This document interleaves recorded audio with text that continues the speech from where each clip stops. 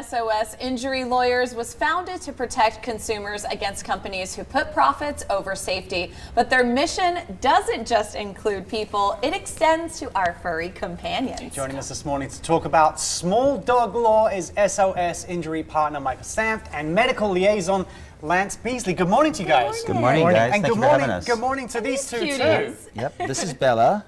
And this is Jack. Jack Bella and and Bella. Jack. Okay, so cute. small dog law. Yep. What is that, and how did that come about from a light bulb click to fruition? So the kids call it a side hustle nowadays, right?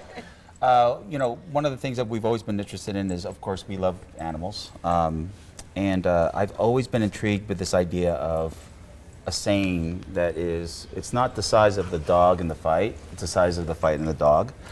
Because what we do as lawyers, especially you know, either defending people or in the alternative, representing people who are injured, is you're going up against the big corporation or the big government.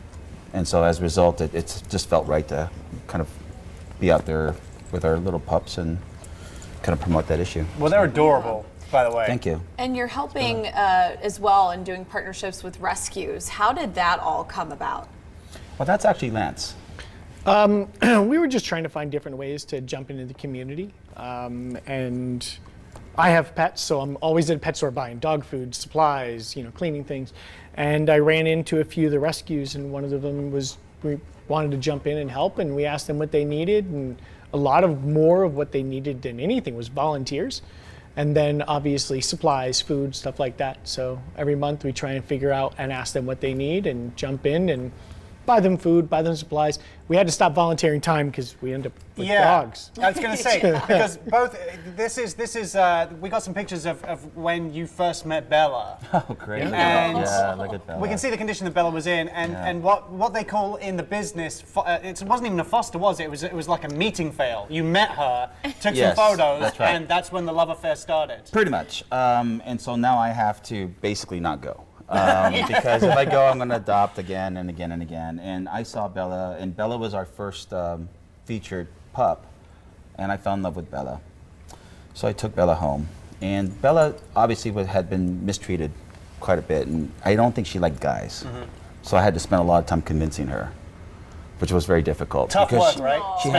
She has those that sideways glance from the angry girlfriend look, like, you know what I'm saying, like That's the horrific, I don't yeah. believe you sort of look. Yeah, she has that wired down. So, but she's been great ever since. So cute. And what are some of the specific ways your firm is helping the needs? I mean, our rescues right now have so many different needs that they really need help with. So what are you guys doing to help with that? So we feature a dog every month.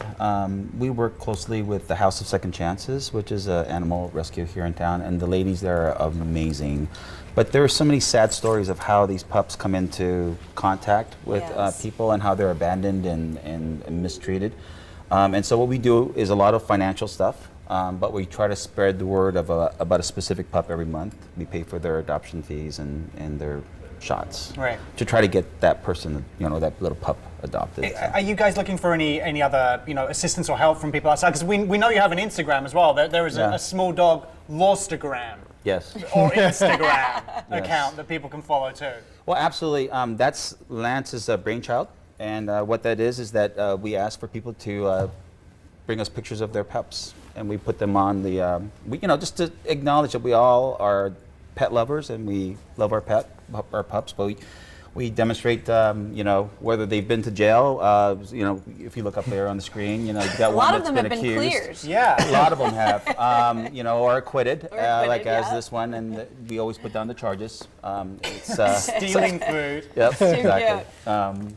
And so as a result, it's a nice way to bring attention to the fact that these lovable creatures are in our lives, and we can have this with a little bit of humor and respect as well for them. Lance, this actually helped create sort of this online community as well to connect. It did. The fun thing about it is it was all by happen chance. Our office staff, much younger than us, are the ones that really help us with the social media and how to use it. I can barely click.